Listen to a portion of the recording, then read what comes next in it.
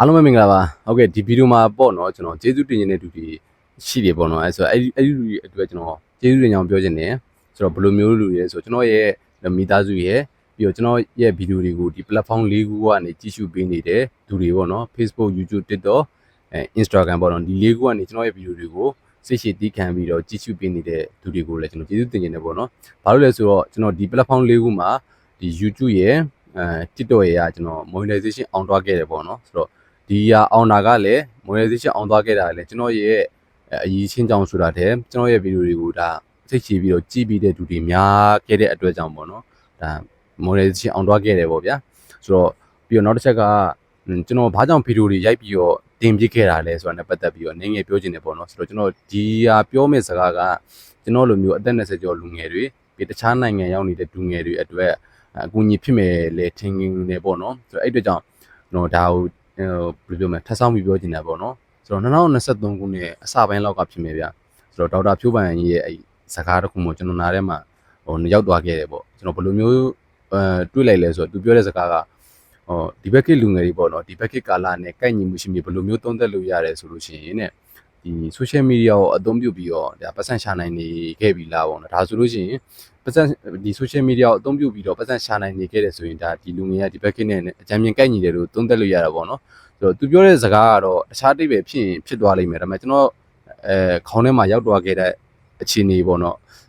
တခုကတော့ဒီဟာမျိုးရောက်သွားခဲ့တယ်ဗျာအဲ့တို့ကြောင့်ကျွန်တော်ဘယ်လိုတွေးလဲဆို okay ငါလည်းဒါဗီဒီယိုရိုက်ပြီးတော့ online ကိုဒီ social media ကိုအသုံးချပြီးငါဒါစူးစမ်းရမယ်ပေါ့ဒါမျိုးတွေးလိုက်တဲ့အချိန်မှာကျွန်တော်ဘာလို့မျိုးစဉ်းစားမိလဲဆိုတော့ငါဘာလုပ်မလဲပေါ့ဆိုတော့ကျွန်တော်တော့ဗီဒီယိုရိုက်ပြီးတော့ကျွန်တော်မျက်နှာကျွန်တော်ဗီဒီယိုရိုက်ရမှာကျွန်တော်အရင်ရှက်တဲ့လူမျိုးဗျာဘလို့မှအဆင်မပြေဘူးပေါ့အဲ့ချိန်မှာကျွန်တော်ဘာလုပ်ရမလဲဆိုပြီးတော့ဘလို့စလုပ်ရမလဲပေါ့အဲ့မှာကျွန်တော်အမြဲတမ်းပြအဲ့2023အစောပိုင်းကာလတွေမှာကျွန်တော်ကြောင်းမတက်တွေကိုရီးယားမှာအဲ့ချိန်မှာကျွန်တော်အလုပ်ပြန်နေညအိတ်တယ်ပြီးရင်အလုပ်ပြန်ဆင်းတယ်ဒါမျိုးပဲကျွန်တော်လေပတ်နေခဲ့တာပေါ့အဲ့မှာကျွန်တော်ဘယ်လိုစဉ်းစားလဲဆိုတော့ okay ငါလုံးမယ်ဆိုရင်ငါဘယ်ကနေစလုပ်ရမလဲပေါ့စဉ်းစားမိလိုက်တဲ့အခါကျွန်တော်ကိုရီးယားဘာသာစကားကကျွန်တော်အတွက်ကျွန်တော်အနေငယ်ပြောနိုင်တဲ့ဘာသာစကားဖြစ်နေတဲ့အတွက်ကြောင့်ဒီဘာသာစကားနဲ့ငါစပြီးတော့ဗီဒီယိုလေးရိုက်ကြည့်မယ်ပေါ့ဆိုတော့အဲ့မှာကျွန်တော်ဗီဒီယိုစရိုက်တယ်အစာပိုင်းတော့ကျွန်တော်အရင်ချက်တာဗျာကျွန်တော်ဗီဒီယိုရိုက်ရတာလည်းအခေါက်ပေါက်မနေဘူးပေါ့နော်တစ်ခါ content တစ်ခုဖန်တီးပြီးရိုက်ဖို့တော်တော်လေးအဆင်မပြေခဲ့ဘူးပေါ့နော်ဒါပေမဲ့ကျွန်တော်ကဘာပဲလုပ်ဗျာမလုပ်ဘူးဆိုမလုပ်ဘူးလုပ်ပြီးဆိုရင်ကျွန်တော်ကအဲ့လိုအစီအစဉ်ဆွဲပြီးလုပ်တတ်တဲ့လူမျိုးဆိုတော့ကျွန်တော်ဗီဒီယိုမရိုက်ခင်လိုက်တိုင်းကျွန်တော်ကဘယ် platform ကိုကျွန်တော်အရင်စသွားမယ်ပြီးတော့ဒီ platform ကိုဘယ်ချိန်ဘယ်ကာလမှာဘယ်လိုမျိုးနေ့မှာငါဗီဒီယိုတင်မယ်ဘယ်နေ့မှာငါ follower ဘယ်လောက်ရအောင် follower ဘယ်လောက်ရစီရမယ်ဆိုတဲ့စာကိုကျွန်တော်စာရဲမှာချရေးတယ်အဲ့လိုမျိုးကျွန်တော်လုပ်တဲ့အချိန်မှာကျွန်တော်ရဲ့အစီအစဉ်တိုင်းပဲဗျာအကုန်ဖြစ်တယ်ပေါ့နော်ဆိုတော့အဲ့ချိန်မှာကျွန်တော်ဗီဒီယိုတောက်လျှောက်ဆက်တင်နေတင်ရနေအခုချိန်မှာပြန်မင်းဗျာမင်းရိုက်တဲ့ဗီဒီယိုတွေကိုစိတ်တိုင်းကြလာတော့မေးခဲ့ရင်ပေါ့နော်အမှန်တိုင်းပြောရင်တော့ကျွန်တော်စိတ်တိုင်းကြတယ်ဗျဆိုတော့အရင်တော့ဗီဒီယိုရောအခုချိန်မှာပြန်ကြည့်တော့ဒါစိတ်တိုင်းလုံးဝမကြောက်ဘူးပေါ့နော်ဒါပေမဲ့အဲ့ဒီချိန်အဲ့ဒီကာလမှာကျွန်တော်အကောင်းဆုံးလုပ်ခဲ့တဲ့ဖြစ်တဲ့ကြောင့်ကျွန်တော်နောင်တိုင်းမရဘူးပြီးအခုချိန်မှာလည်းကျွန်တော်အခုလက်ရှိရိုက်နေတဲ့ဗီဒီယိုတွေကိုကျွန်တော်စိတ်တိုင်းကြလာဆိုစိတ်တိုင်းရမ်းကြတယ်ဒါပေမဲ့နောက်တစ်နှစ်လောက်နေလို့ရှိရင်တော့ကျွန်တော်ရဲ့အခုလက်ရှိဗီဒီယိုတွေကျွန်တော်စိတ်တိုင်းကြရင်မှကြအောင်ပေါ့ဗျာဆိုတော့ပြောချင်တဲ့အခြေအနေတစ်ခုပါဗျာကျွန်တော်ရဲ့ညီကိုတွေကိုလည်းကျွန်တော်လိုမျိုးဘာမှမတိတဲ့ဒူတောင်မှပဲဒီ social media ကိုအသုံးချပြီးတော့ဗီဒီယိုလေးတွေတင်ပြီးတော့ဝင်ငွေစားနိုင်နေရင်ကျွန်တော်ထက်တော်တဲ့ဒူတွေညီကိုတွေဘာလို့မျိုးဘာကြောင့်မလုပ်နိုင်ရမှာလဲပေါ့ဒါမျိုးအတွေးဝင်လာပြီးရတဲ့ကြောင့်ဒါလေးကိုကျွန်တော်ပြောချင်တယ်ပေါ့နော်ဆိုတော့ကိုရီးယားအချိန်ရတာချင်းအတူတူဗျာအချိန်ပေးတာချင်းအတူတူဒါတစ်ချက်ဒီဟာလေးကို online မှာအသုံးပြုပြီးတော့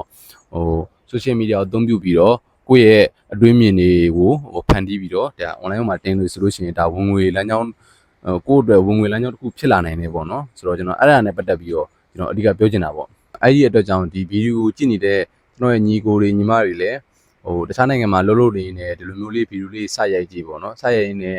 ကိုယ့်တဲ့ဝင်ငွေလမ်းကြောင်းတစ်ခုဖြစ်လာနိုင်တယ်ပေါ့နော်ပြီးတော့ကိုကဘာအားတာချက်ရှိလဲကိုယ့်ရဲ့အားတာချက်ကဘာလဲကိုယ့်ကိုပြန်သုံးသပ်ပြီးတော့ကြိုးစားလုပ်မယ်ဆိုလို့ရှိရင်ကျွန်တော်တို့ဒီပုံမှန်လုပ်နေတဲ့အလုပ်ထက်အဆင်ပြေနေတဲ့လမ်းကြောင်းတွေရှိလာနိုင်တယ်ပေါ့နော်ဆိုတော့ကျွန်တော်လည်းအခုနောက်ပိုင်းပေါ့နော်ကိုရီးယားစကားနဲ့ပတ်သက်တဲ့ပြီးတော့ဗီဒီယိုတွေကျွန်တော်တောက်လျှောက်တင်ပြီးတော့ရှိပါတယ်ကျွန်တော်ရဲ့ဗီဒီယိုလေးကိုလည်းလိုက်ပြီးတော့ထပ်ပြီးတော့ကြည့်ရှုပြီးဖို့ကျွန်တော်အလုံးတောင်းဆိုပါတယ်ဗျ